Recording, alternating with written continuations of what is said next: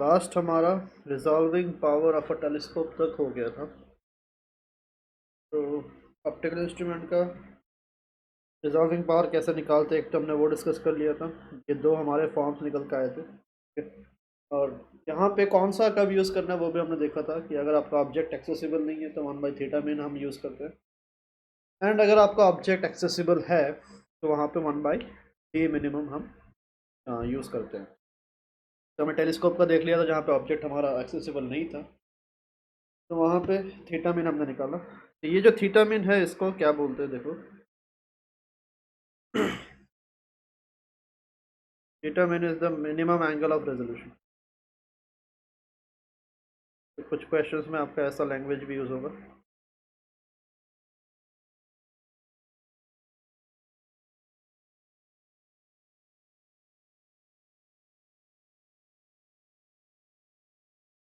Theta mean की जगह आप ऐसे भी कर सकते हो। तो आज हम स्टार्ट करेंगे with resolving power of a microscope, और फिर उसी रिजॉल्विंग पावर में कैसे कैसे हम इंक्रीमेंट कर सकते हैं, मतलब कि पावर को कैसे बढ़ाया जा सकता है, वो सब चीज़ें भी हम देखेंगे। तो start with resolving power of microscope.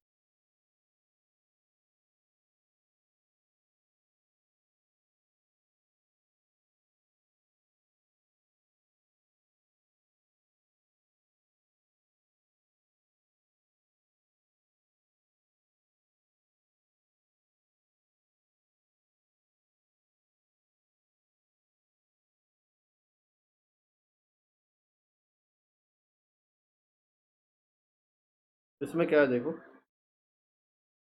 तो माइक्रोस्कोप का जो ऑब्जेक्टिव होता है, ऑब्जेक्टिव हमने बताया था कल। ऑब्जेक्टिव क्या होता है? The lens which faces the object is called the objective, and the lens which faces the human eye is called the eye piece. तो ये अगर आपका मान लो ऑब्जेक्टिव है,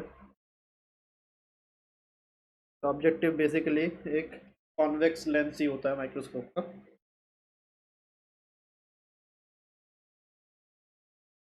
ये उसका प्रिंसिपल एक्सिस।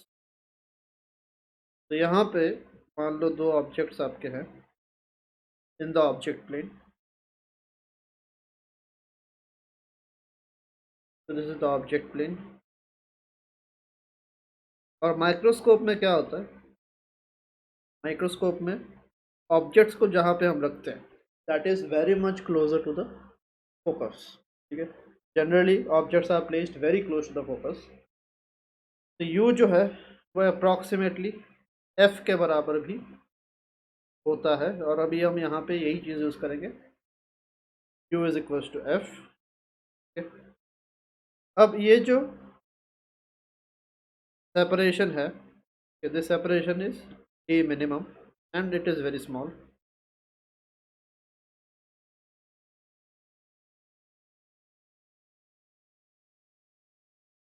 तो कोई ऑब्जेक्ट अगर आपने यहाँ ऑब्जेक्ट प्लेन में रखा है, वो ऑब्जेक्ट जो एंगल सबटेंड कर रहा है,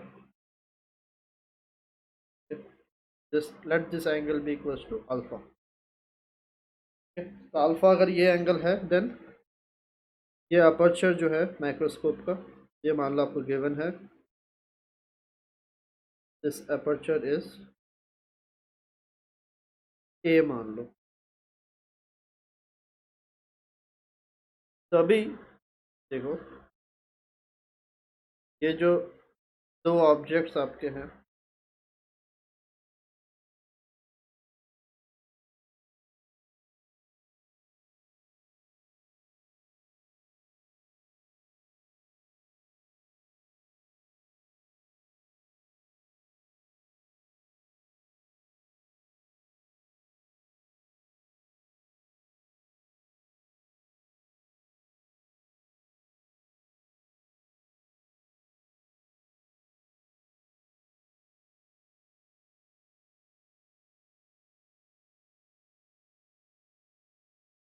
तो इमेज प्लेन में इसी का इमेज क्या बनेगा? एक डिस्क जैसा बनेगा।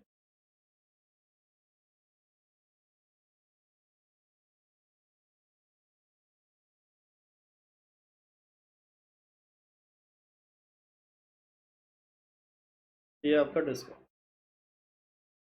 तो ये अगर जस्ट रिजॉल्व्ड इमेजेस हैं, इनके डिस्क के सेंटर्स के बीच का डिस्टेंस आर के बराबर होगा, जो कि 1.22 लैम्डा। टी की जगह क्या आएगा यहाँ पे, अगर इमेज प्लेन आपका वी डिस्टेंस दूर है, टी अपॉन अपर्चर जो कि ए था। तो ये आपका है अल्फ़ा, क्या है यहाँ पे 2 alpha is the angle subtended by the object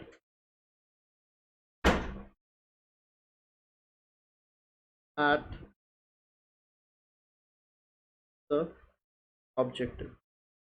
objective वाला जो लेंस है उस पर जो अपना ऑब्जेक्ट रखा है इसने अल्फ़ा एंगल सबटेंड कर रखा है, ठीक है, 2 अल्फ़ा, सॉरी, आधा आपका अल्फ़ा हुआ। तो अभी आपको चाहिए क्या, you need to find out what d min is. ये हमें पता है, बट ये डी मीन कितना है ये हमें निकाल के फिर रिजॉल्विंग पावर आपका आएगा। ठीक है, इतना समझ में आ रहा है।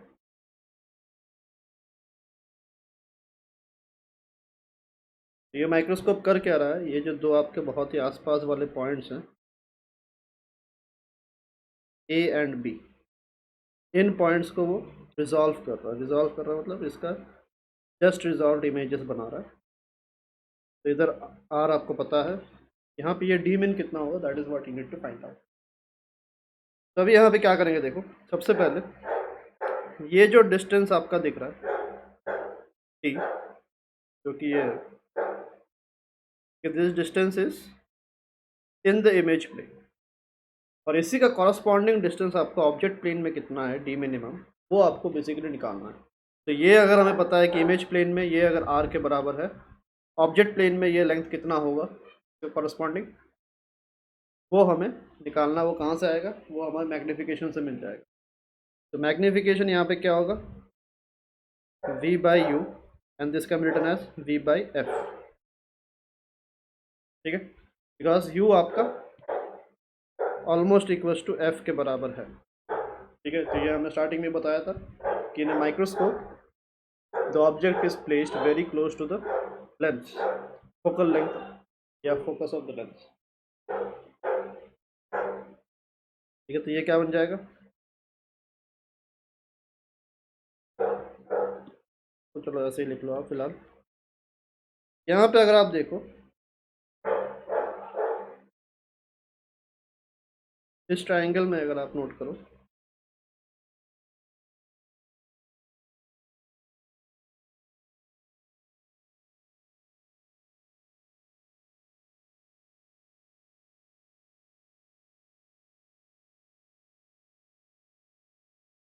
इस ट्राइंगल में आप tan alpha can be written as a by 2। ये साइज आपका a बाई 2 है अपॉन ये डिस्टेंस जो कि f के बराबर है।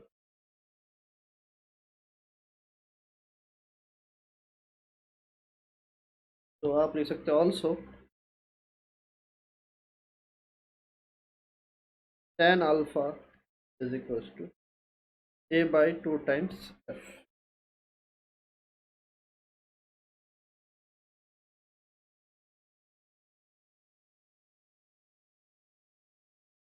तो अभी एक और चीज़, माइक्रोस्कोप का जो ऑब्जेक्टिव होता है that is generally very small, तो अल्फ़ा भी बहुत छोटा होगा, तो इसको आप साइन अल्फ़ा लिख सकते हो। For microscope the objective lens is very small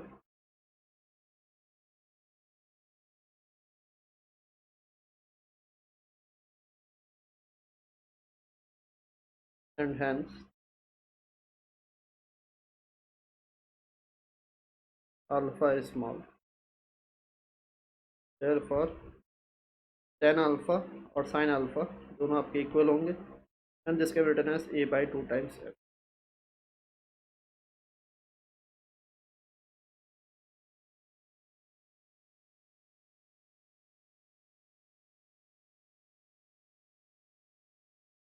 angle अगर छोटा होता है तो टेन थीटा साइन थीटा सब आपका इक्वल होता है। ये आपका।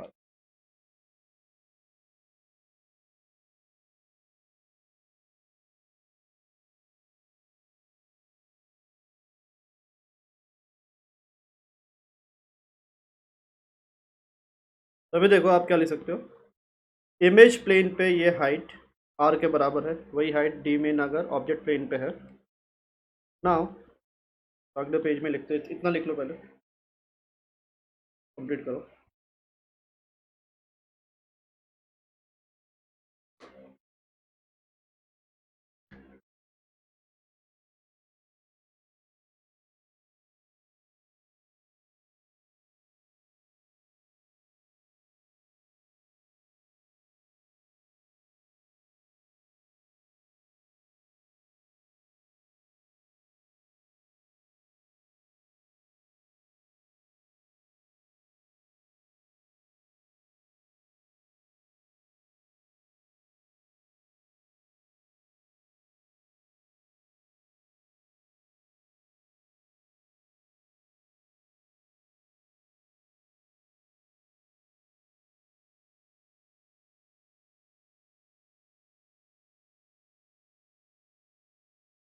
कल को ये टेस्ट हुआ था क्या?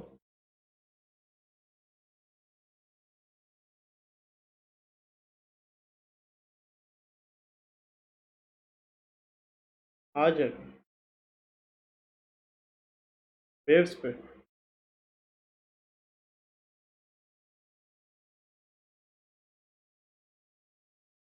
फिजिक्स का अगली नेक्स्ट वीक है क्या वेव्स चैप्टर पे?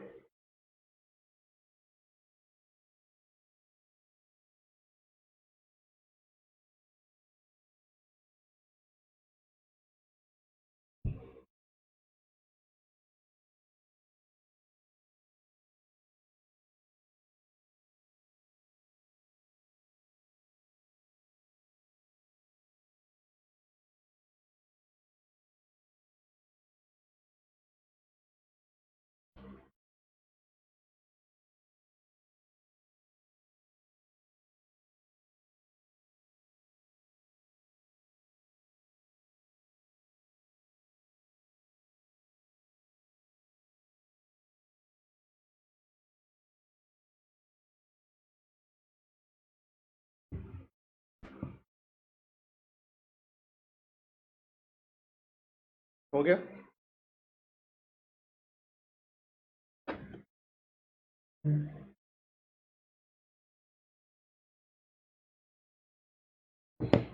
ठीक है, तो देखो,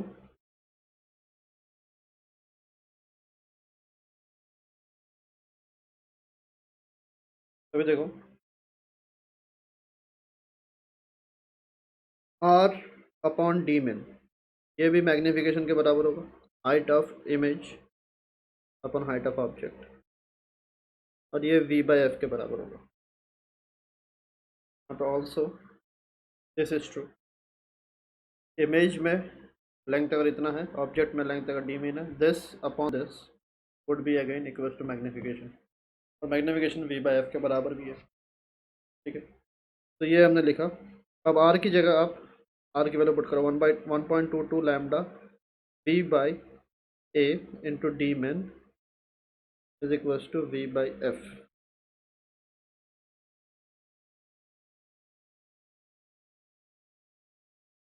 तो डी मैन आपका कितना रहा देखो, डी कैंसर,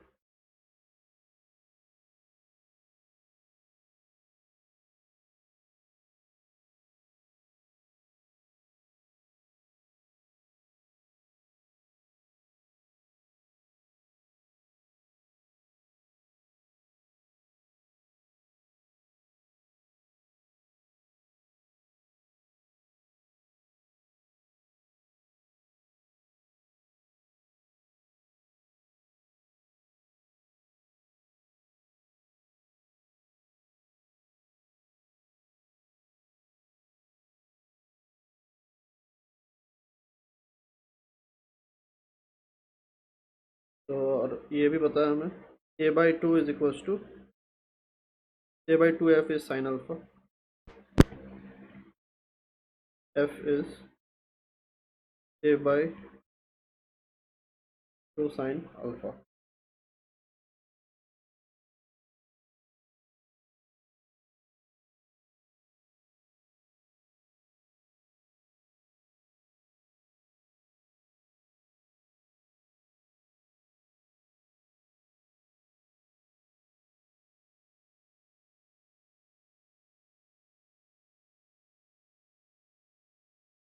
ये आपका निकलता आ रहा है।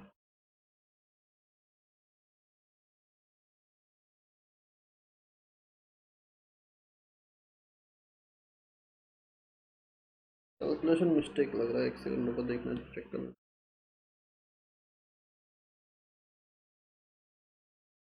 आर आपका 1.22 lambda D upon A, D by A. Magnification is D by F tan alpha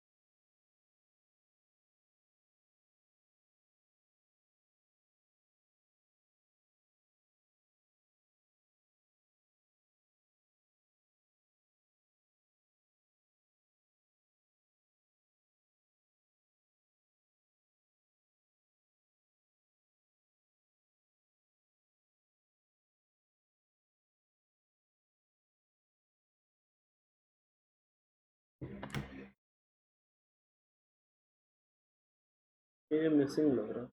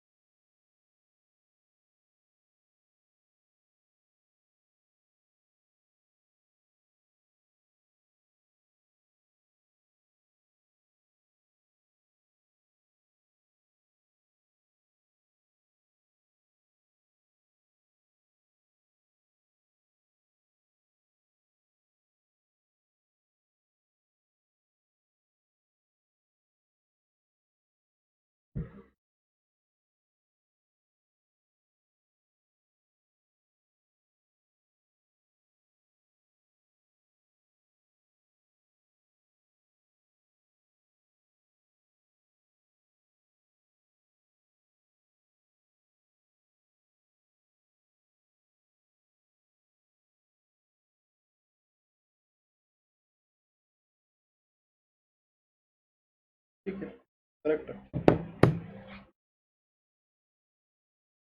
देख लो इसको, इवन आपका आ गया।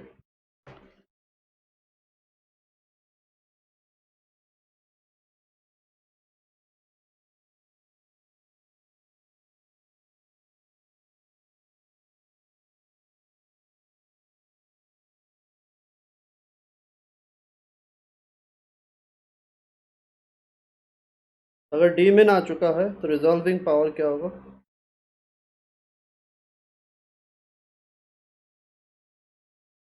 वन बाई डी मिन in case of microscope, because the object is accessible यहाँ पे। माइक्रोस्कोप जब आप यूज़ करते हो तो ऑब्जेक्ट को कहाँ रखना है कहाँ नहीं रखना देखने के लिए, दैट यू कैन कंट्रोल। तो ये आपका रिजॉल्विंग पावर का फॉर्मूला बन गया, इसका लिख सकते 2 साइन अल्फा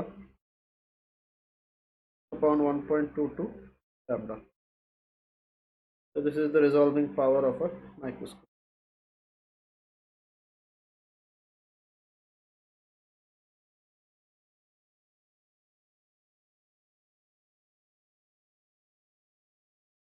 तो इतना क्लियर है सबको?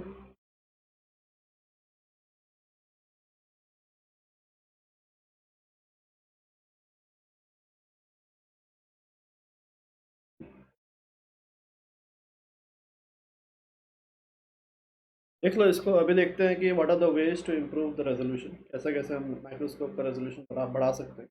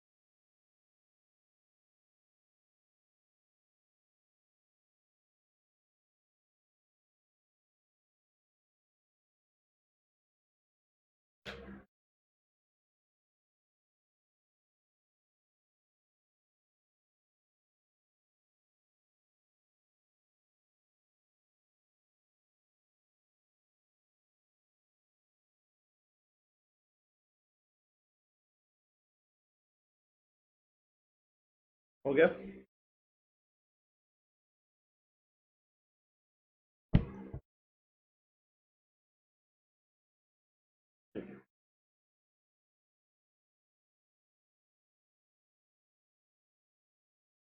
with a ways to increase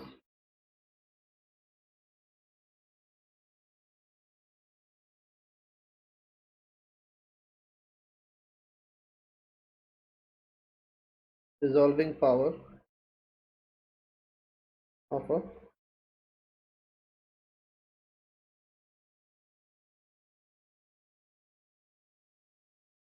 microscope।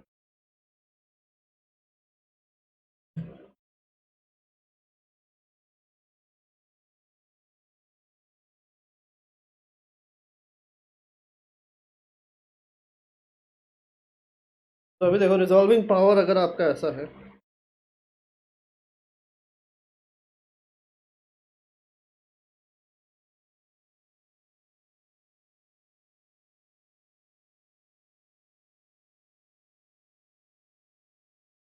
तो पहला तरीका तो है कि इंक्रीज अल्फा। अल्फा कैसे बढ़ेगा? अगर अल्फा आपका बढ़ा तो रिजॉल्विंग पावर बढ़ेगा, बट अल्फा बढ़ेगा कैसे? अल्फा को कंट्रोल करने के लिए हमारे पास क्या है? ऑब्जेक्ट को तो आपको फोकल लेंथ पे ही रखना है, ठीक है। तो अल्फा को कंट्रोल करने के लिए क्या करना पड़ेगा आपको? आपको अपर्चर जो है, यहाँ पे देखो, अगर ये अपर्चर को मैं जितना इंक्रीज करूँगा, अगर मान लो यहाँ तक कर दिया आपने इंक्रीज,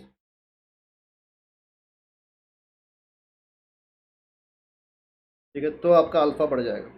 जितना बढ़ाओगे अपर्चर को उतना आपका अल्फा बढ़ेगा। तो अल्फा बढ़ाने के लिए क्या करना पड़ेगा? इनडायरेक्टली आपको अपर्चर को बढ़ाना पड़ेगा। तो for better resolution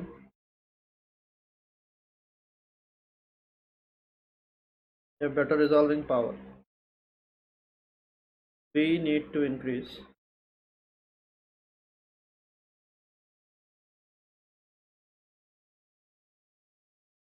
size of the aperture of the objective,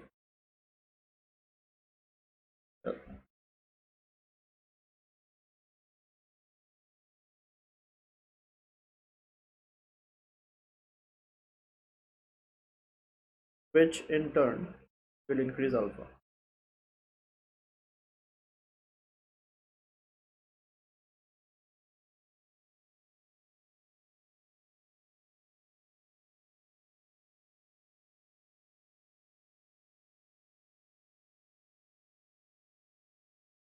एक तो ये है। दूसरा क्या है देखो,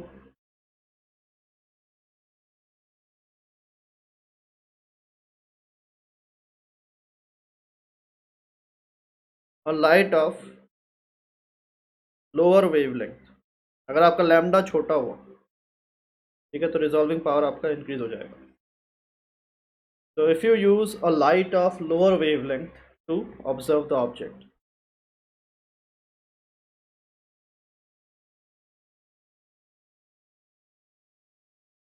can increase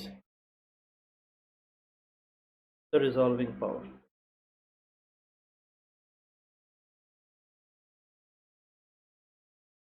Preferably we use blue light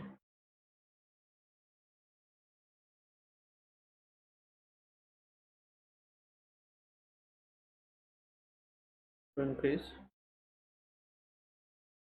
resolution. ठीक है, ब्लू लाइट क्यों? बिकॉज ब्लू का सबसे लीस्ट विजिबल में सबसे लीस्ट वेवलेंथ ब्लू का ही होता है, ब्लू या वायलेट आप जैसे बोलना चाहो, ऑलमोस्ट सेम ही होता है दोनों का। तो ब्लू का सबसे कम होता है और सबसे ज़्यादा होता है रेड का। तो अगर आप रेड को यूज़ करोगे to observe an object under the microscope, then आपको रिजॉल्विंग पावर जो है वो भी कम मिलेगा। क्लियर है?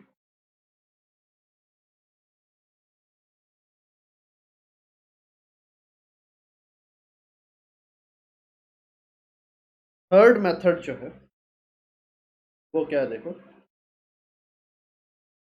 तीसरा तरीका है कि आप ऑब्जेक्टिव को किसी ट्रांसपेरेंट मीडियम में डिप कर दो। ठीक है, तो if the objective is dipped in a transparent medium,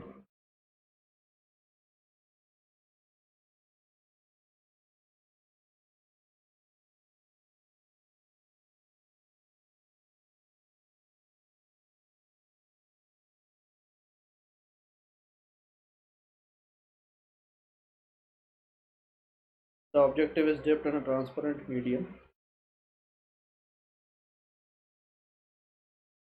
then lambda dash becomes wavelength, जो भी आप लाइट यूज कर रहे हो उसका वेवलेंथ चेंज होकर अपरेंट बन जाता है लैम्डा बाई म्यू। ठीक है, तो ये हमने वेव नंबर जब कर रहे थे वहां पे भी हमने देखा था। तो जो भी लाइट आप यूज करोगे उसका वेवलेंथ चेंज होकर लैम्डा बाई म्यू बन जाएगा। अगर लैम्डा बाई म्यू बन गया तो देयरफॉर नया रिजॉल्विंग पावर क्या होगा, new R P would be equal lambda की जगह, ये जो लैम्डा है इसकी जगह लैम्डा बाई म्यू पुट करोगे, म्यू ऊपर जाएगा, mu being greater than 1 will increase the resolving power further. तो आगे और 2 म्यू साइन अल्फा हो जाएगा अपॉन 1.22 लैम्डा। तो कोई ऑयल में अगर आप डिप करोगे, जनरली ऑयल ही यूज़ होता है, क्योंकि ऑब्जेक्टिव को अगर किसी ऑयल में डिप कर दोगे तो आपका जो रिजॉल्विंग पावर है वो भी इंक्रीज हो जाता है। तो जनरली हम यही 3 मेथड्स यूज़ करते हैं। यहाँ पे ये जो म्यू साइन अल्फा है, म्यू साइन अल्फा का एक स्पेशल नाम है देखो, is called the numerical aperture.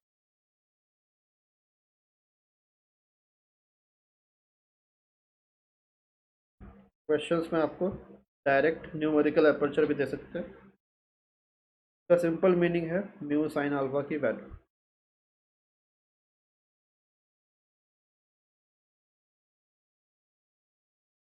This is all about resolving power of a microscope. आप लिख लो।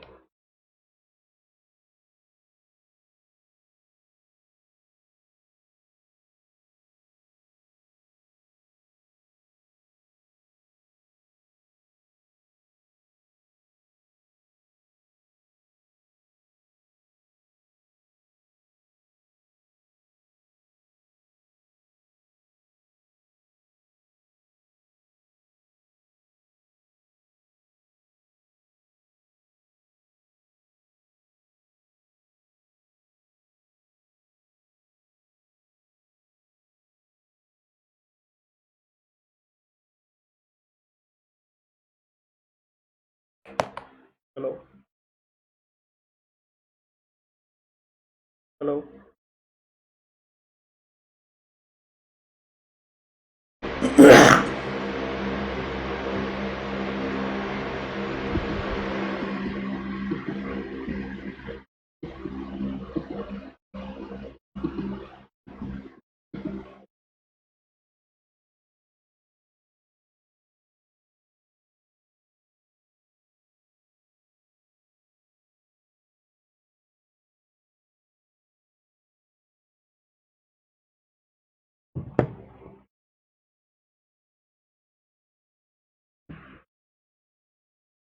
लिख लिया?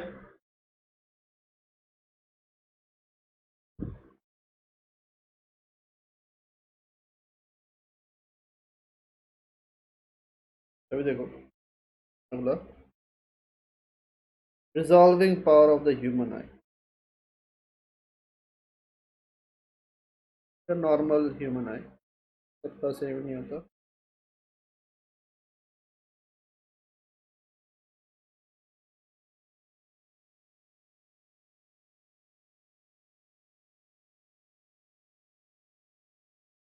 इसको जस्ट एज अ फैक्ट आपको याद रखना है, फॉर अ नॉर्मल ह्यूमन आई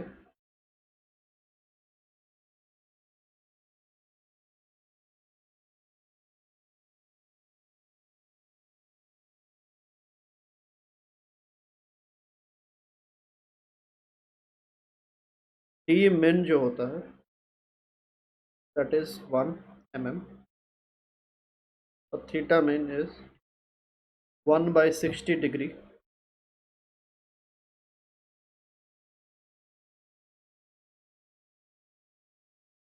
पर 1 मिनट।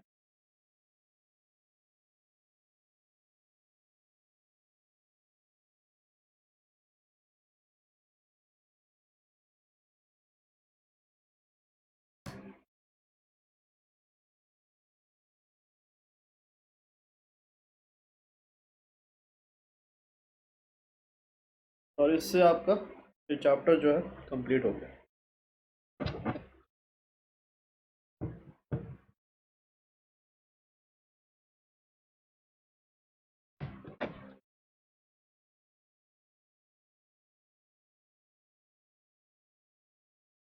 उठा रहे हो, क्वेश्चन ही करना है।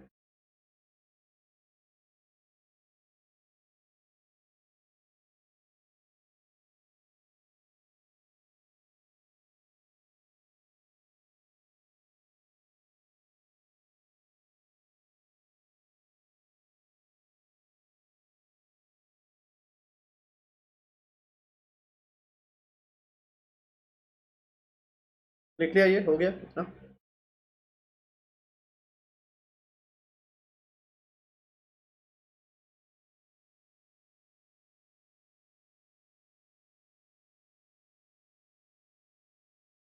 तभी देखो करेंगे, क्वेश्चंस पहले कर लेते हैं।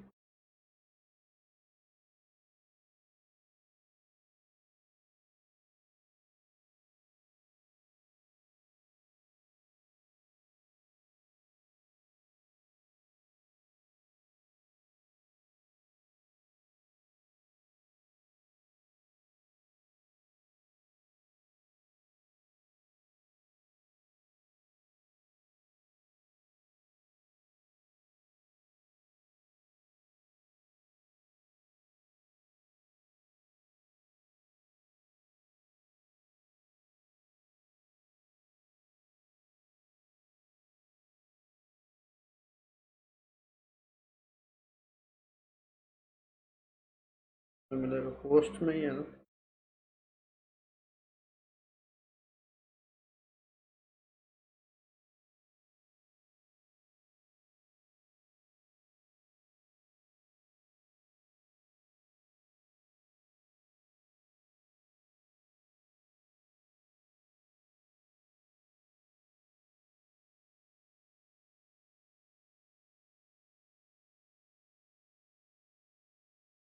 ये लक्ष्य में क्वेश्चन नंबर कौन सा था फिर से करना।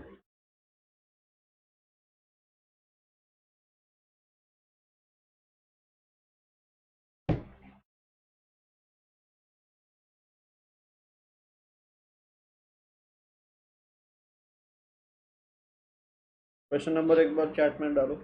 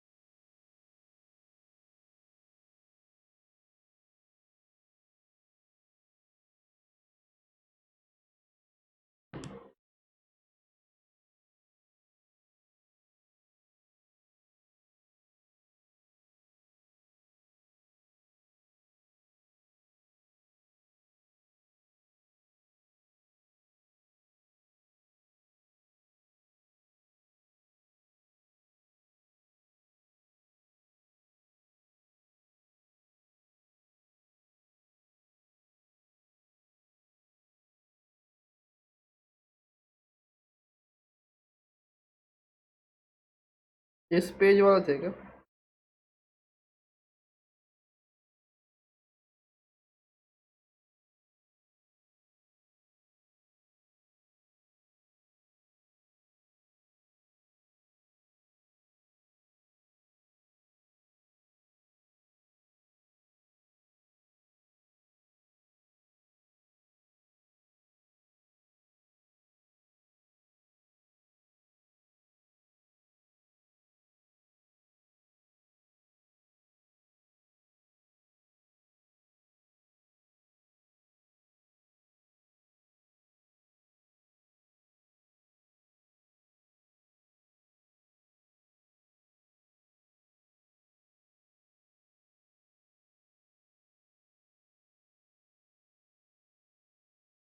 फोर्थ और नाइन्थ था।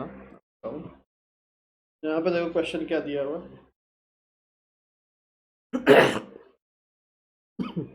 Two polarizing sheets have polarizing directions perpendicular parallel to each other, such that the intensity of the transmitted light is maximum. To what angle must either sheet be turned so that the intensity becomes one half of the initial value?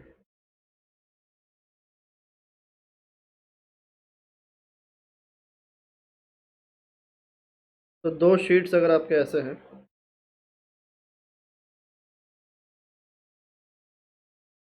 तो इधर से अगर आपका I not गिर रहा है, इधर आपको आई नॉट बाई टू मिलेगा, वही आपका इधर से निकल जाएगा आई नॉट बाई टू से ही।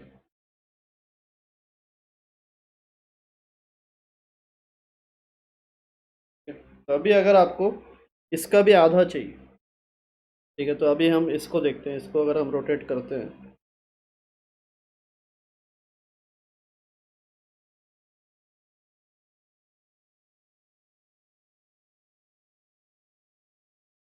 थीटा एंगल से रोटेट कर दिया, इस पे आई नॉट बाई टू गिर रहा है,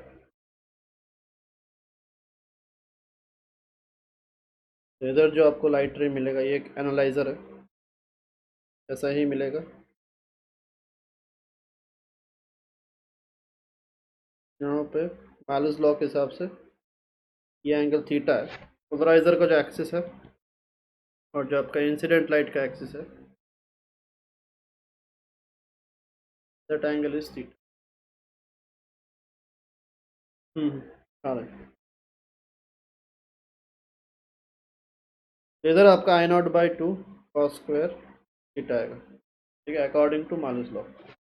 अब ये क्या बताया जा रहा है, this is what I nought by two cos square theta is half of initial. Initial कितना मिला था, आई नॉट बाई टू।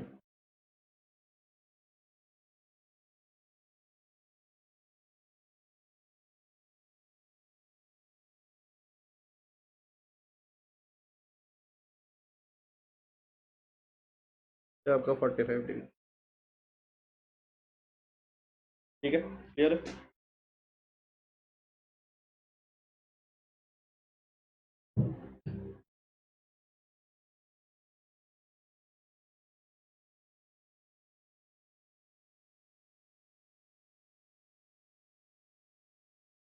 ये हो गया ना, एट करें अभी।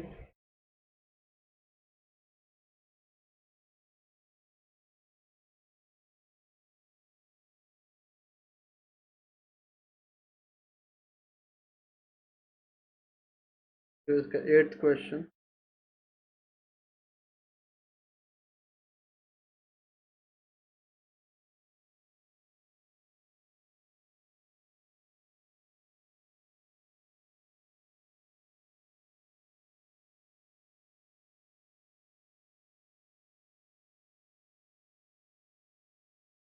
the plane polarized light is incident on an analyzer. The intensity then becomes 3/4. The angle of the axis of the analyzer with the beam is how much?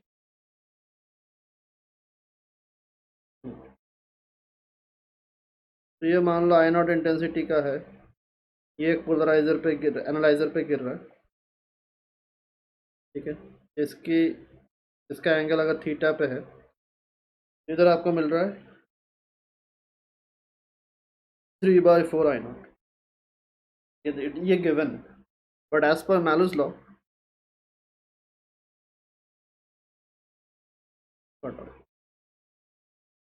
तभी जो light आपको transmit होकर निकलेगा उसकी इंटेंसिटी कितनी हो जाएगी, I0 cos square theta. So this is as per Malus law, and this is equals to 3I0/4 as given in the question. ठीक है, ये I0 गया cos थीटा √3/2 आ रहा है, स्क्वायर हटा दोगे तो √3/2 आएगा, थीटा आपका 60 डिग्री आ गया। ये 60 डिग्री से 30 डिग्री आंसर दिया गया, चेक करना, शायद करेक्शन था।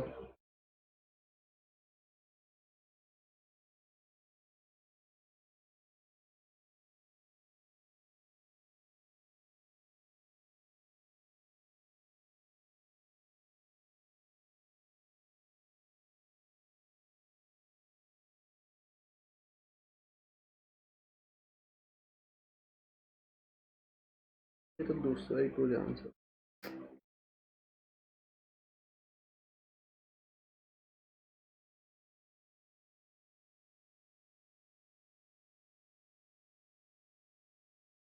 तो यही आएगा, 60 डिग्री आएगा।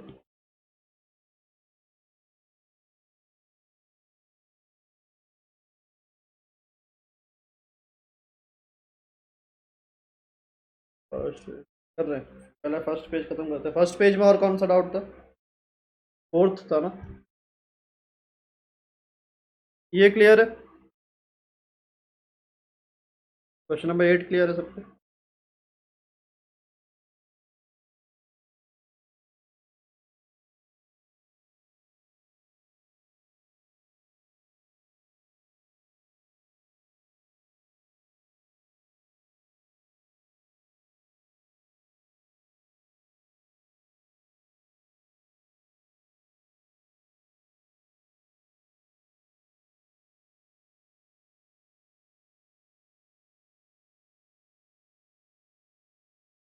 नाइन्थ हुआ ना विजुअल एक्शन, ये ये नाइन्थ ही है।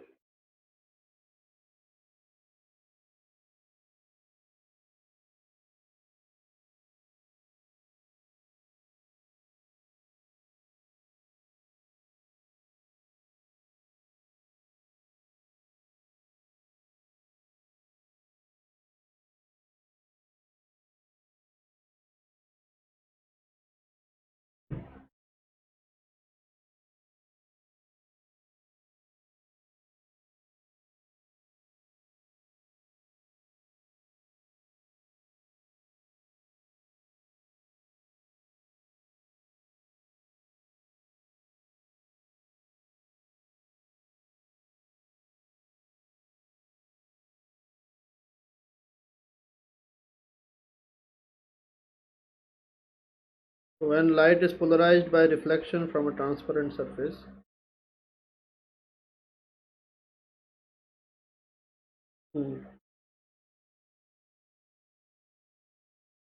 तो रिफ्लेक्टेड और रिफ्रैक्टेड दोनों आपके 190 डिग्री पे जाएंगे। ठीक है, ये तो ब्रूस्टर्स लॉ में ही था, फर्स्ट आपका करेक्ट है।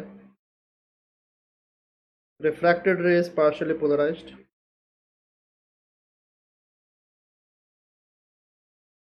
ये तीनों ए सी डी करेक्ट है।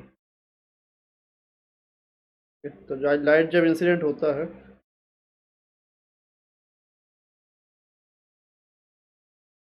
ब्रूस्टर्स लॉ का अगर आप डायग्राम देखोगे,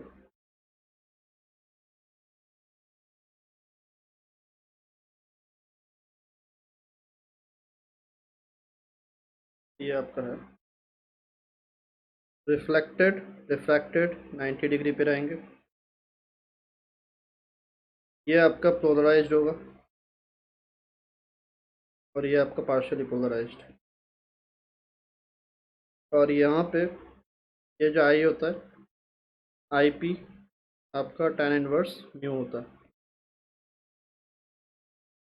तो म्यू आपका 10 IP हो गया।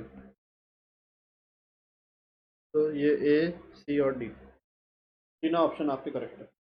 क्लियर?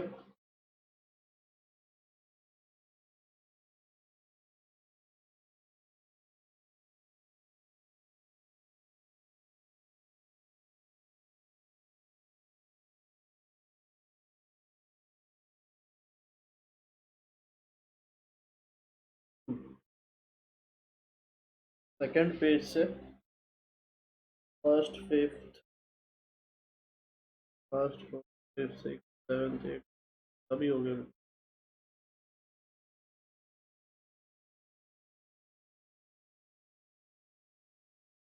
आपने सेंड किया था ना उसमें? ओके, उठा रहा हूँ, वो भी उठा रहा हूँ, ये ख़त्म करके वो उठाते हैं।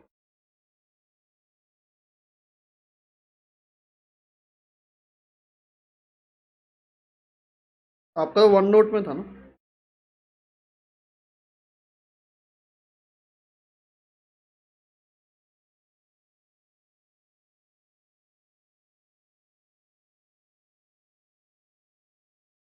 यही ना?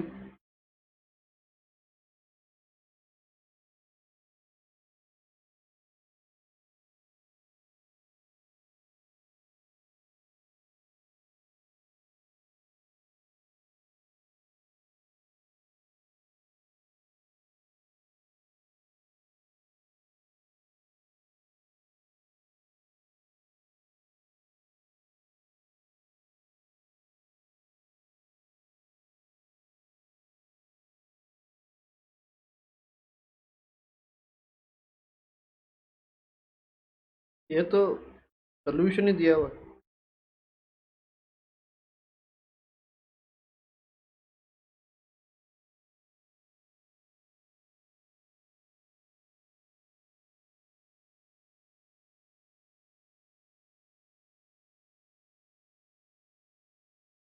ध्यान देखो।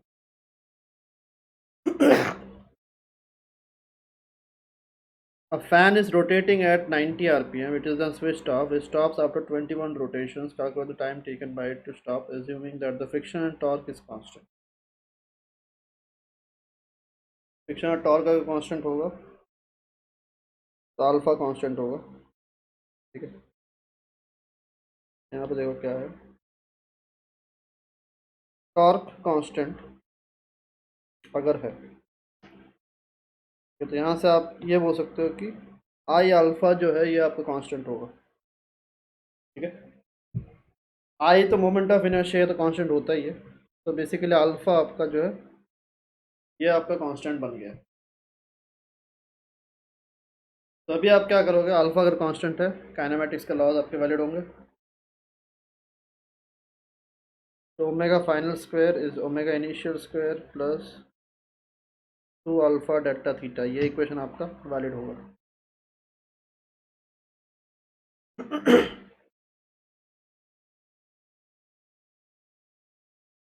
तो ओमेगा फाइनल यहाँ पे ज़ीरो है। ओमेगा इनिशियल कैसे निकालोगे? ओमेगा इनिशियल आपका होगा आरपीएम में दिया है तो उसको कन्वर्ट करने के लिए 2πn/60 ये हम फार्मूला यूज़ करते हैं आरपीएम टू रेडियन पर सेकंड में कन्वर्ट करने के लिए। तो ये आपका आएगा 2πn की जगह 90 ले लो,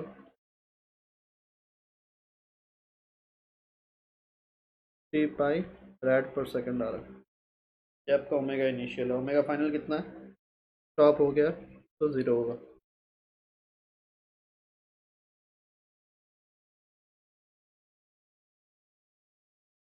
डेल्टा थीटा कितना होगा?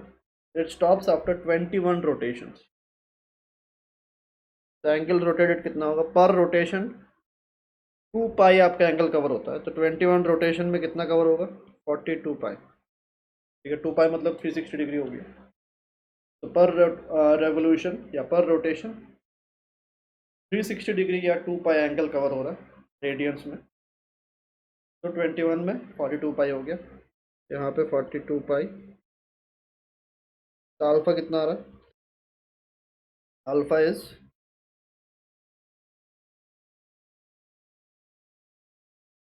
9 पाई स्क्वायर बाई 84 और माइनस भी रहेगा।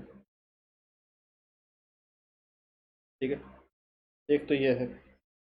अब दूसरा आपको टाइम पूछा है अभी, the time taken to stop.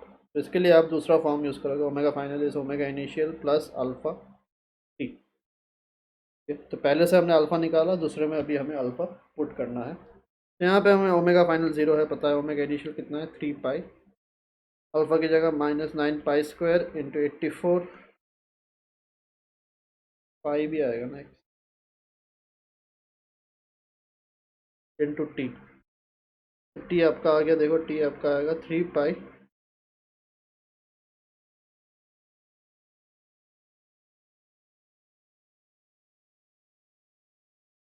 T गया, ये ऊपर जाके 28, क्या दिया इसका आंसर, 28 सेकंड्स आ रहा है।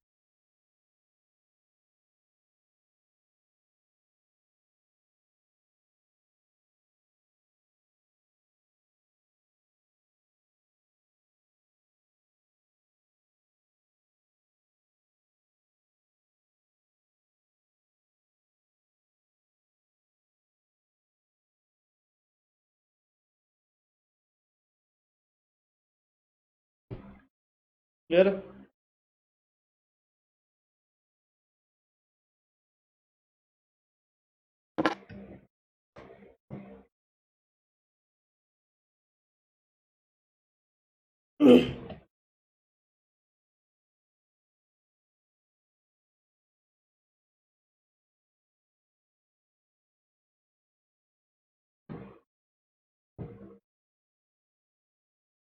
फर्स्ट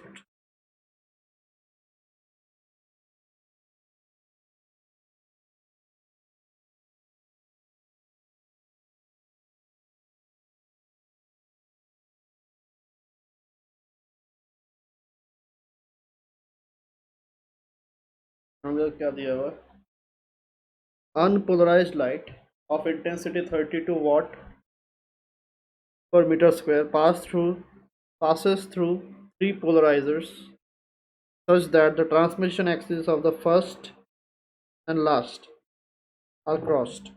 लास्ट पोलराइजर फर्स्ट के साथ क्रॉस्ड है, क्रॉस का मतलब क्या है, एक ऐसा है तो दूसरा ऐसा है, ठीक है, तो इसको क्रॉस बोलते हैं, 90 डिग्री पे हो गया। तो पहला पोलराइजर अगर आपका ऐसा है, लास्ट वाला जो रहेगा वो ऐसा रहेगा। The intensity of the emerging light is 3। तो यहाँ से अनपोलराइज्ड लाइट आपका गिर रहा था, मान लो इंटेंसिटी आपका आई नॉट है, ठीक है, आई नॉट इज गिवन एज 32, और यहाँ पे आपको जो भी लाइट मिल रहा है इसकी इंटेंसिटी दी हुई है 3।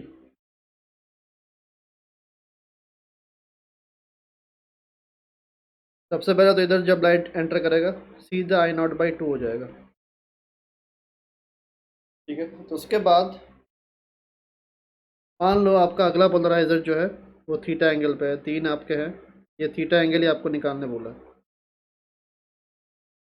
फर्स्ट टू पोलराइजर्स इसमें और इसमें एंगल कितना है, इधर अगर जाएगा तो इधर I nought by 2 cos square theta होगा,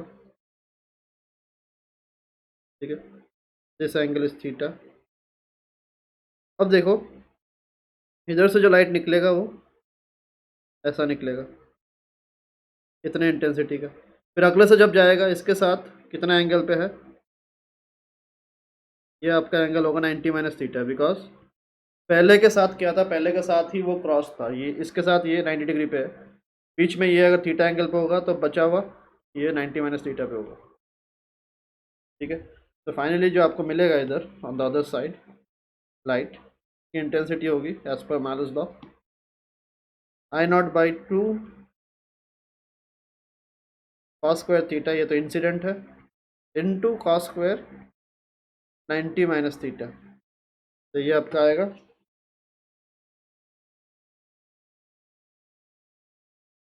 आई nought by 2 sine square theta cos square theta, ये आपका आ रहा है। तो अगर ऐसा है therefore now I nought by 2 sine square theta cos square theta is equal to 3, ये गिवन है, आई नॉट आपका 32 था, इसको आप क्या कर सकते हो, 8 कर लो, ऊपर आपका 4 sign square theta cos square theta आएगा। क्या एडवांटेज क्या है देखें, देखने को मिलेगा अभी। ये 4 आ रहा है, तो ये 4 इसको हम लिख सकते हैं 2 साइन थीटा कॉस थीटा का होल स्क्वायर।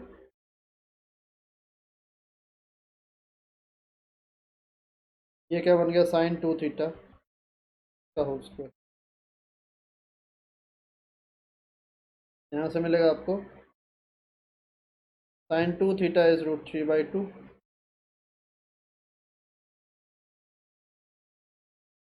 अगर ऐसा है 2 थीटा आपका 60 डिग्री हो गया, थीटा आपका 30 डिग्री हो गया।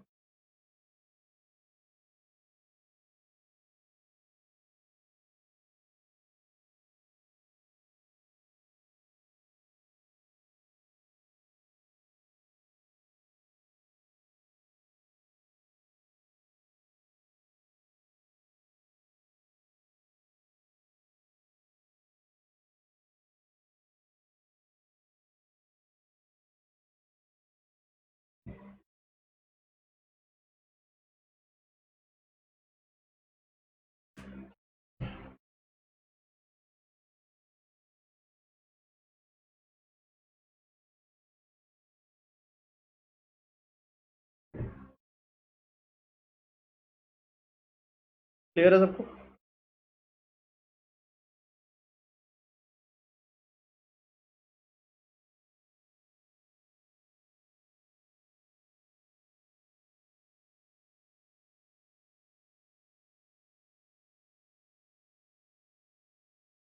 देख लिया?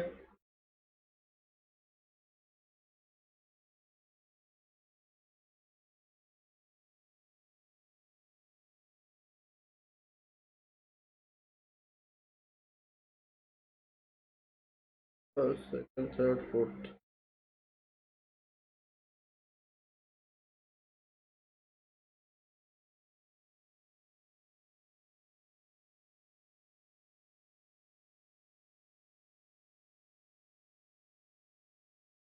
यहाँ पर देखो क्या दिया है, a beam of unpolarized light is incident on a tourmaline crystal C1. The intensity of the emergent light is I naught and it is incident on another tourmaline crystal. A tourmaline crystal basically आपका polariser या analyser होता है और कुछ नहीं। So it is found that no light emerges from C2. तो basically जो unpolarised light आपका गिर रहा है,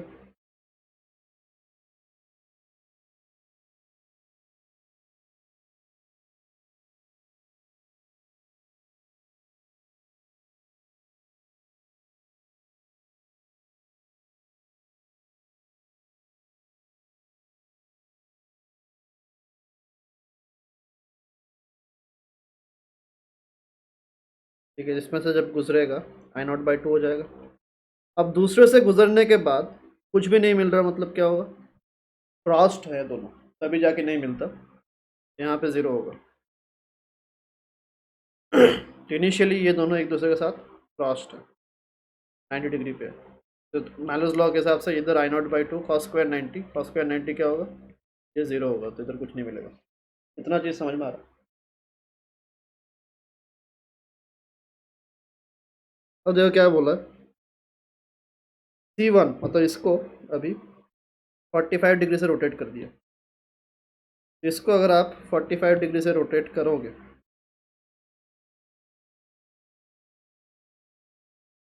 तो क्या होगा, अभी नया जो आपको इसके साथ एंगल मिल रहा है, this angle is going to be equals to 45 degree.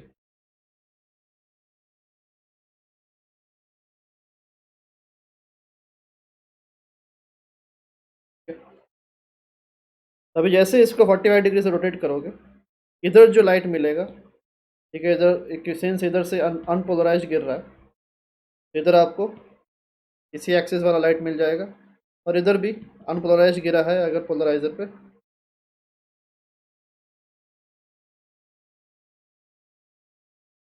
तो सीधा I0/2 हो जाएगा ये।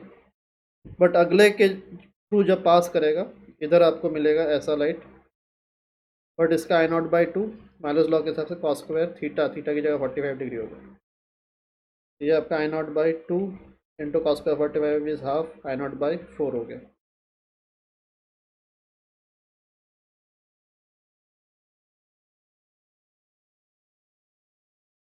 क्लियर?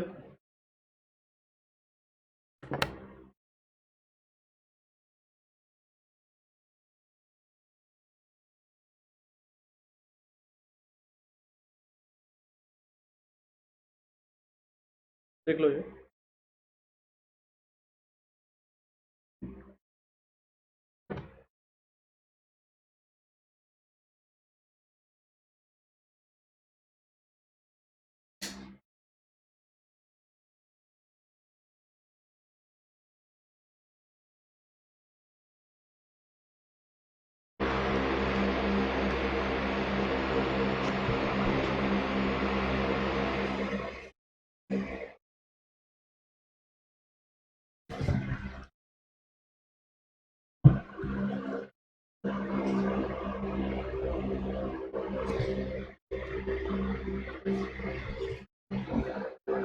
हेलो, आवाज़ आ रही है?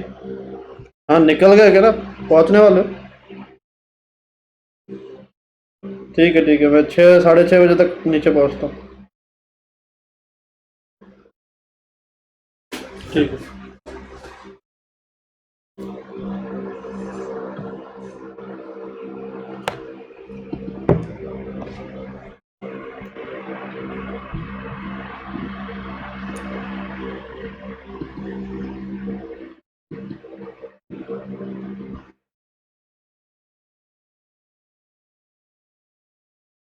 हो गया ना ये?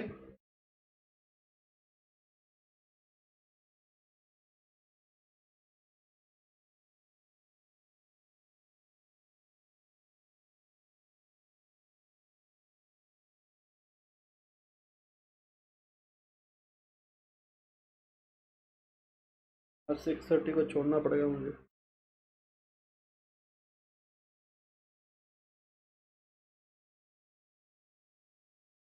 ये देखो, टू निकल prisms, two nickel prisms are inclined to each other at an angle 30 degree. Nickel prisms are nothing but वही पोलराइजर। एक आपका ऐसा है और दूसरा आपका वही ऐसा 30 डिग्री पे है।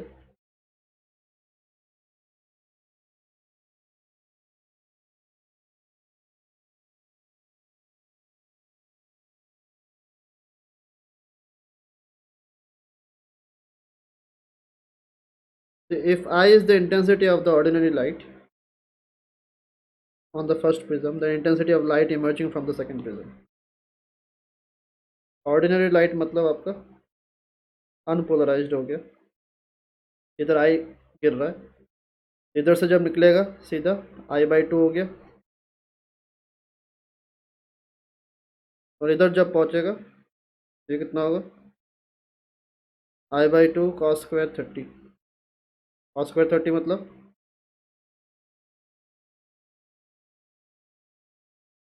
3/4, ये 3I/8 हो गया। क्लियर?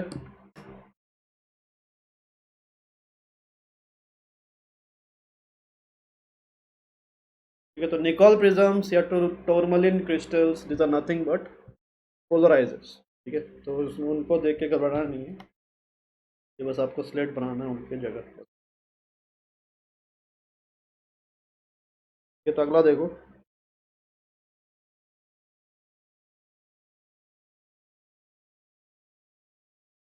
ये हो गया था, लिख लिया इसको।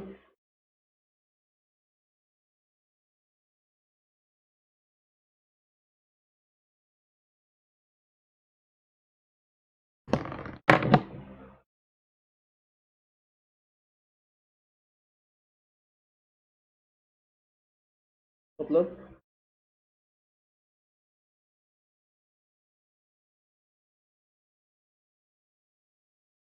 ऐसा है क्या, उसमें लैग आ रहा होगा फिर, और कुछ नहीं।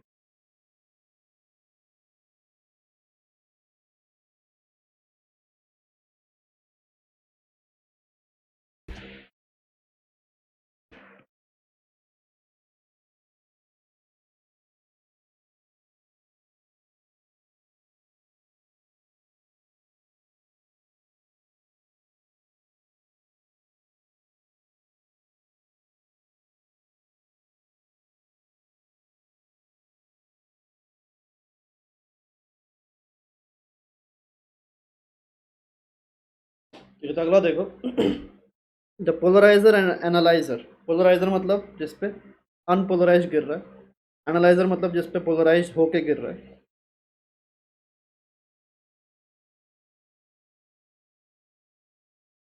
हम्म।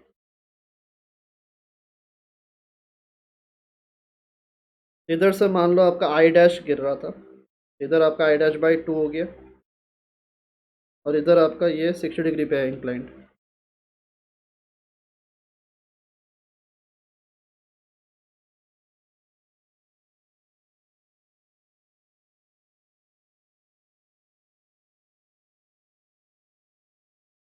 तो इधर आपका आई बाई टू कॉस स्क्वायर 60, ये आपका आएगा।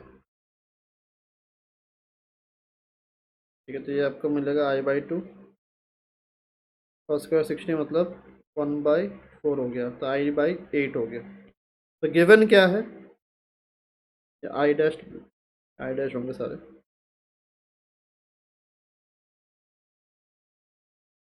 तो गिवन है कि आई डैश बाई 8 जो है वो आई बाई टू के बराबर है, और I dash by 8 is I by two. I dash कितना था वो आपको पूछा, I dash is 4 times I.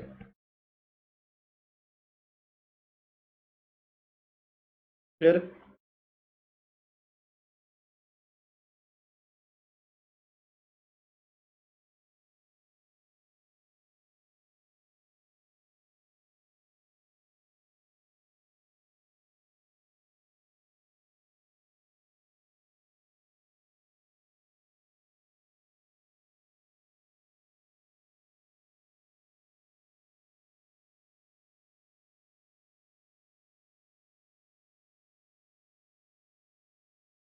ये हमने अभी नहीं किया, छोड़ो इसको।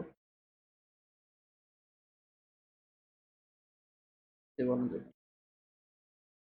So the aperture of a telescope is of 1 meter diameter and wavelength of light is incident on the aperture is 5500. The angular limit of resolution of the telescope. तो theta mean आपको निकालना है। थीटा मीन कितना होगा, 1.22 lambda upon ए। सीधा put करो, 1.22 into lambda कितना,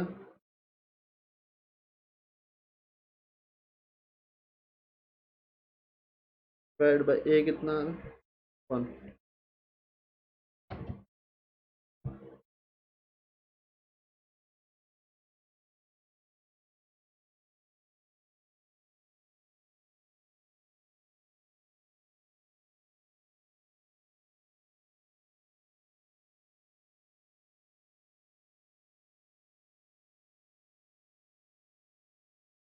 67.1 into 10⁻⁻8 आ रहा है।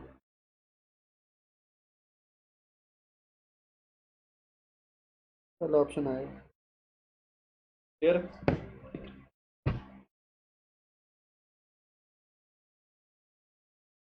ठीक है, तो पिछला क्वेश्चन जो था बीच वाला, उसको करने के लिए एक थ्योरी पार्ट आपको चाहिए, वो चीज़ आप लिख कर रख लो।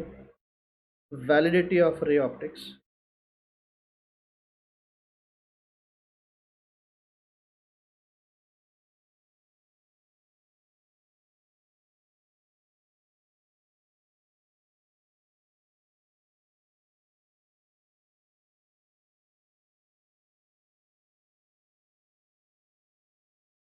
यहाँ पे क्या है देखो, किसी भी लेंस से जब आपका लाइट एंटर करेगा, डिफ्रैक्शन की वजह से क्या होगा, ये आपका स्प्रेड होने वाला है।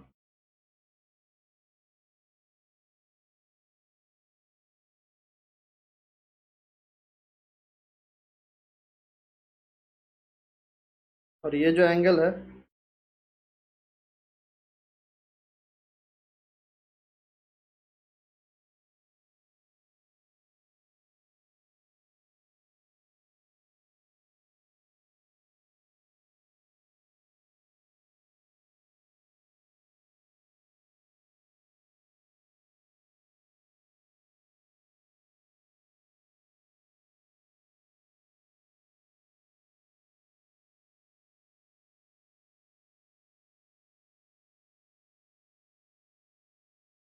ठीक है, तो ये स्प्रेड जो हुआ, लाइट को इधर गिरना था ऐसे, बट ये स्प्रेड कितना हुआ, दिस स्प्रेड इज, जितना डिस्टेंस दूर जाएगा उतना ये स्प्रेड बढ़ता जाएगा। तो अगर थीटा आपका एंगल है स्प्रेड का, तो आपका z इंटू थीटा ये आपका होगा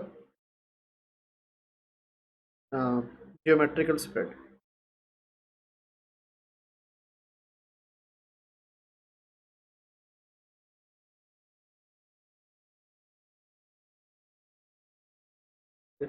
यहाँ से लाइट अगर z डिस्टेंस आगे निकला,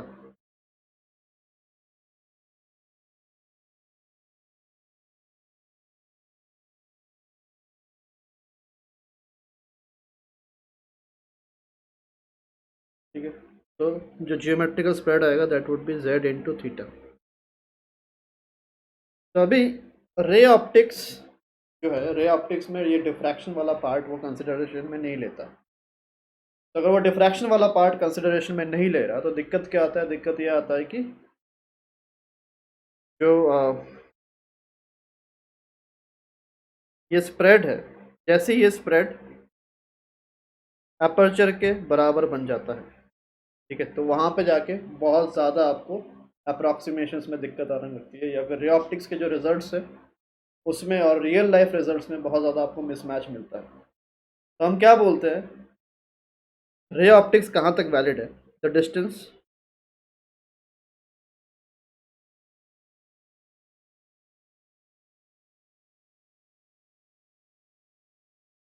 only up to a distance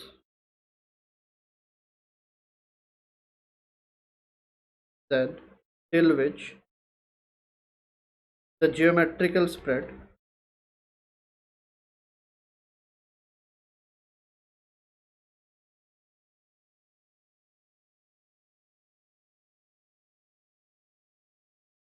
z theta is less than equals to the aperture। ठीक है, तो ये कंडीशन है। इसको थीटा क्या होगा, थीटा हमने निकाला था, theta is lambda upon A, angular spread हमने निकाला था ये सिंगल स्लिट डिफ्रैक्शन में।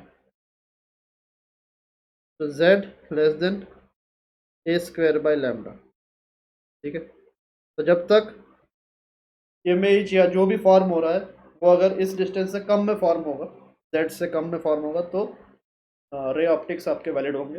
या फिर अगर इससे ज़्यादा हुआ तो रे ऑप्टिक्स हम बोलते हैं कि ray optics is no longer valid यहाँ पे, ठीक है, just because of diffraction picture में क्रीप इन हो रहा है, जो रे ऑप्टिक्स नहीं लेता हुआ चल रहा था, तो डिफ्रैक्शन की वजह से रे ऑप्टिक्स यहीं तक वैलिड रहता है। तो ये जो डिस्टेंस है this z is called as the Fresnel's distance.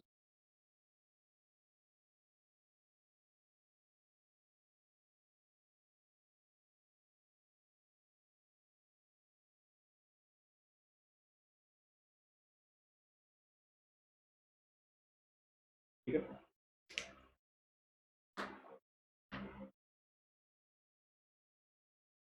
तो जो आपका बीच वाला एक क्वेश्चन छोटा था हमारा, वो इसी पे बेस्ड है, सेम चीज़।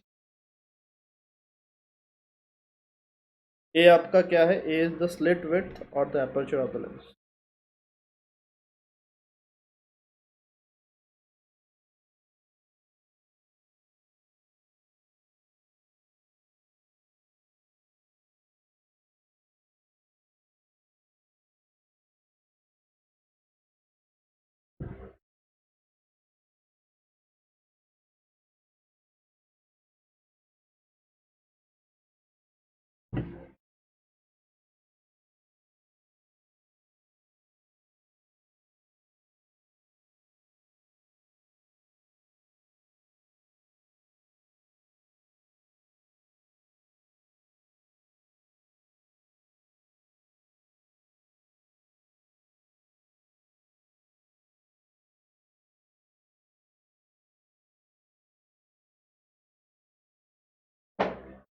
देख लिया।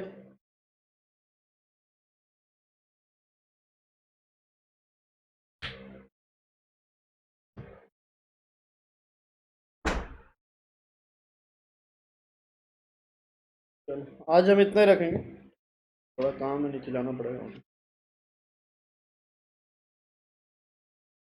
आज मैं एक अपलोड करूँगा डिफ्रैक्शन के ऊपर फाइल, उसको भी आप लोग करो एज होमवर्क, ठीक है? ठीक है, चलो, थैंक यू एवरीवन, बाय।